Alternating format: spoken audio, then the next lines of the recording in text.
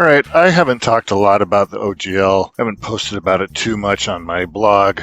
I did do one video, and I thought maybe it'd be worth doing a follow-up since the situation changed significantly since I made that video. But the reality is that for me, very little has changed. And I think for most gamers, very little has changed. There was a lot of noise on the internet and on YouTube about the OGL. And I'm sure there are a lot of gamers who are legitimately upset. I couldn't help but notice, though, that most of the people who are upset, content creators, and they seemed to take it for granted that all gamers care about third-party content creators. To be honest with you, I don't think that's true. I don't think most gamers really care. I think there are some gamers who care a lot and are very into that.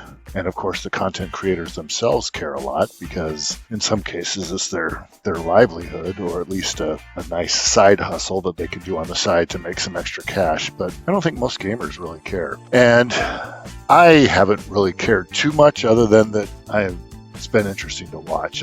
My participation in the hobby in many ways, often kind of indirect. And I read stuff on the internet about what's going on. I read books that I buy without using them.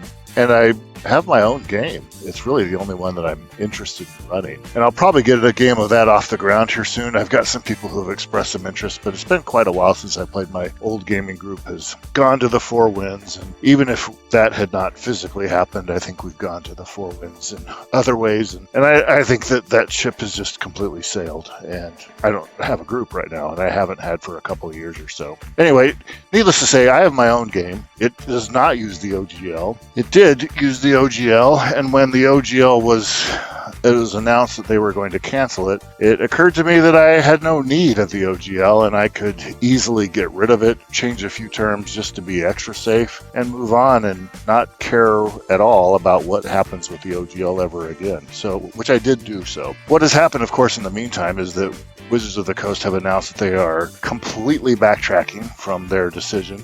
And not only will they maintain the OGL 1.0A that we've been using for almost 20 years now, or well, more than 20 years now, but they will also put the core rules of their game in a Creative Commons license, where it will be completely controlled by a third party that they cannot influence at all. Now, to be fair, they haven't actually done this yet, and I don't know what they mean when they say the core rules. I don't know what they'll put. But either way, I've kind of moved on. I don't care. I don't need the OGL, so I'm not going to use it, and I'm not really going to care too much about what happens with it. As I kind of alluded to, I don't really care that much about third-party products either. I do buy them from time to time, and I do have a number of them that I have bought. I was pretty into them, especially in the early 2000s when the OGL was kind of new and exciting and novel, and I bought a lot of third-party products at that time, and until I kind of got over 3.5, and I recognized that many of the third-party products some of them were really good. They went out on limbs that Wizards of the Coast could not. Many of them were to be honest with you, I kind of felt like, why do they need to make this? And to be honest with you, I never really liked D&D that much. Even back in the 80s, when I really kind of first got into the hobby, I was always frustrated that D&D was so D&D-ish. And by that I mean that there's a lot of implied default meta setting implications to using the rules. And they really kind of imply a setting that did not resemble anything that I had read in fantasy fiction. Now, granted, I didn't necessarily come through the exact same vector as Gary Gygax. I'm a younger generation than him, probably about his kid's age.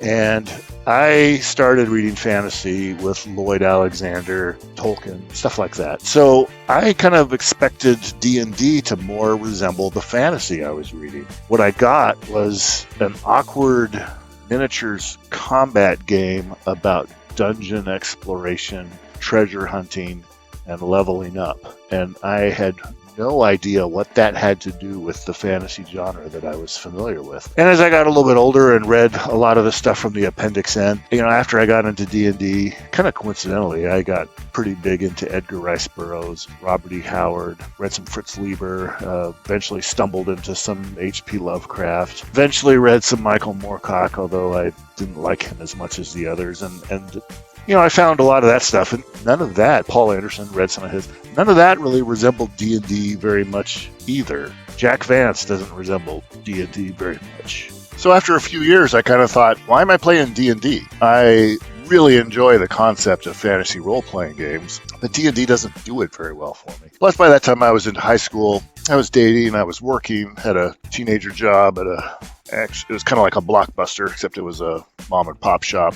Stuff like that, stuff that teenagers do. So I didn't really play much. I got into it later in college, a few years later, got back into it, but I didn't play D&D then either. I played some Traveler, played some Top Secret. I bought a lot and read a lot of White Wolf stuff, although I didn't play it, and I eventually got turned off by their pretentiousness. But during all that time, up till about 2000, I kind of was very disinterested in D&D, except in kind of an academic sense, because I had played it when I was younger, and I had a number of novels, Weiss and Hickman, Dragonlance stuff, Salvatore, Forgotten Realms stuff, and some other stuff like that. The novel section, in fact, in the 90s and through much of the early 2000s of that decade, the TSR and later Wizards of the Coast section of the bookstore was huge. They had tons and tons of novels. So I was always kind of academically interested, but I didn't really care.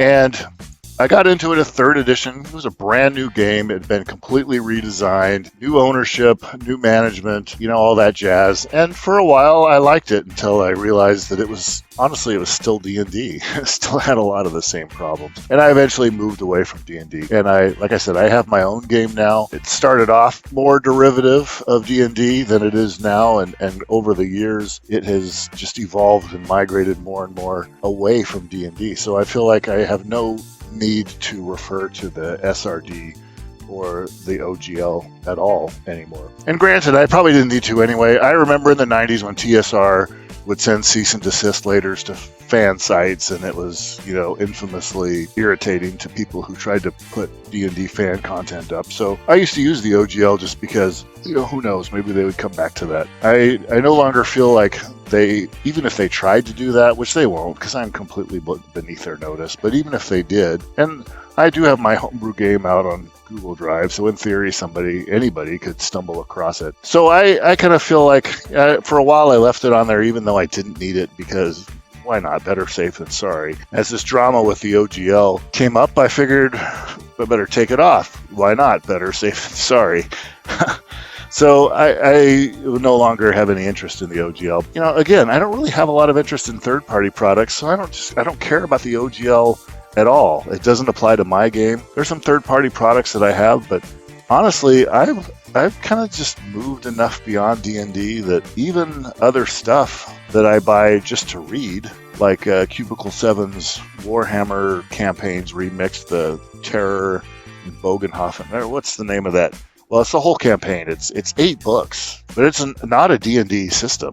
It is a fantasy RPG system, but it is not D&D. And I would never run it either, but I like to buy it to read it, and I like it at least as well as any third-party D&D stuff I've gotten. So I've kind of just come to a point where I don't think I care. And frankly, I don't think most of the audience cares. I think that there was a lot of noise from a few people who cared a lot, but I don't think that they were representative. And I guess that's kind of it. Now that we, quote-unquote, appear to have won, but did we really? I mean, they backed off, and it didn't have anything to do with the fans, I don't think. I think they backed off because their earnings report was coming up. It was going to be really bad, and they were going to take a lot of heat. And they were also taking a lot of heat from their partners. I think Paramount just put a ton of money into making a D&D movie, and they were going to make a D&D streaming show, and now they're coming back to Wizards of the Coast saying, why do we have articles showing up in mainstream financial magazines like Forbes and CNBC telling me that you are screwing your brand up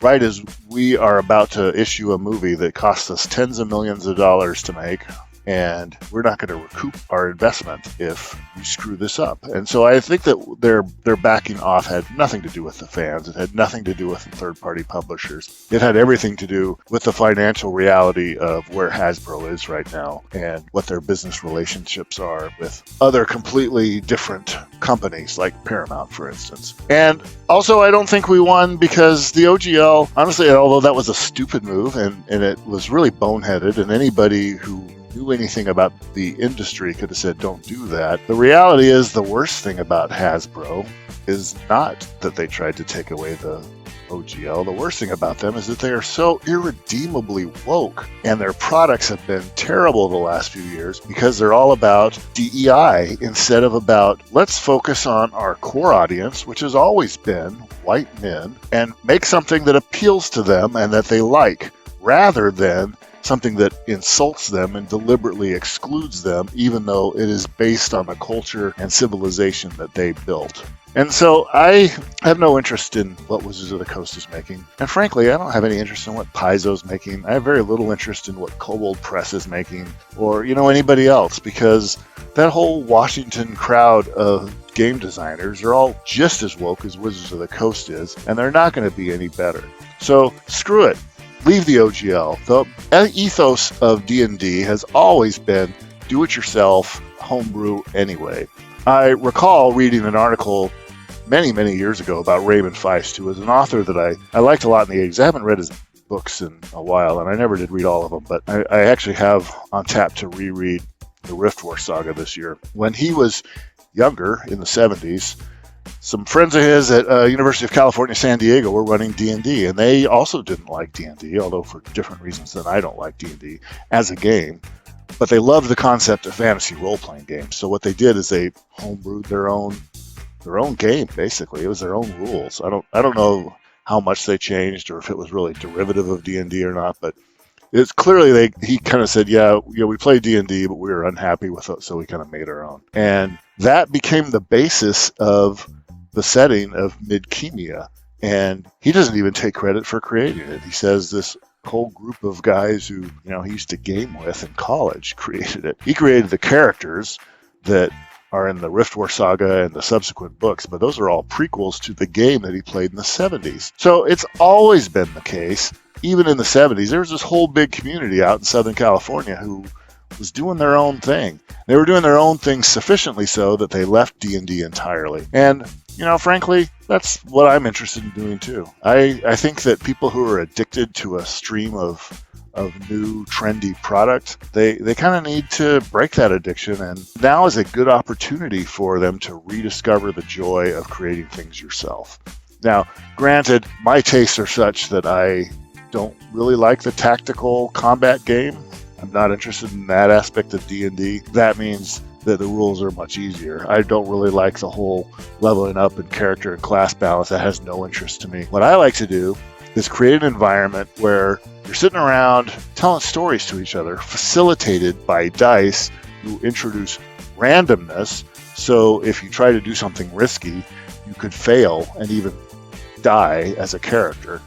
And that kind of creates the situation. I don't need really complicated rules because my tastes are such that I don't appreciate them anyway. I appreciate simple systems that fade into the background and move fast and facilitate moving on without spending lots of time on the rules. So I'm kind of the opposite of a gamist, I guess. And that doesn't mean that I like other narrative systems like Powered by the Apocalypse, because I don't either. I feel like, again, I don't need tools to tell stories. You just sit down and say, here's your character, what do you do? It's not really that hard. And to me, it was always kind of intuitive. So I just do it on my own. I don't need the rules. I don't need the OGL. Don't need the SRD. And frankly, neither does anybody else. Anyway, I've been getting rambly and going on too long, so I'm going to go ahead and end it here. But those are my final thoughts, I hope, on the OGL situation, unless something really dramatic happens again that I feel like I want to comment on. But that doesn't seem likely. So that's it. I think I'm not going to talk about it anymore. When I come back next, my next video will be about my game and my setting, and I will no longer make any reference to D&D, the OGL, the SRD, or what's going on in the industry at all, because it's completely irrelevant to me. See y'all later, folks.